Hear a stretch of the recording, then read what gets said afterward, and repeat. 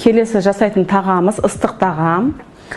Бұл қазақтың тағамы болып есептеледі. Тай қуырдақ, жылқының жұмсақ еті осылай майдалап туралады, пиязбен бұқтырылады, және де өте жұмсақ болып піседі.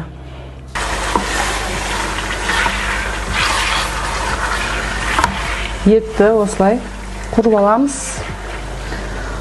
Суы тартылып қойылғанша кішкене бұқтырып қоямыз. Етіміз құрылды, осылай пиязды салдық. Енді пиязымен жақсылап қуырып, араластырып, қатты емес, орташа отта бұқтырамыз. Неки біздің қуырдағымыз дайын болды. Арнайы осындай бізде картофельный шаригіміз бар, оны майға қуырып алдық.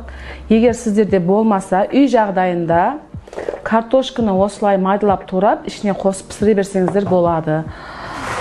Ана картофельный шарик құдалыққа, туған күндерге, мерекелік дастархандарға әдемі болып тұру үшін осылай жасадық.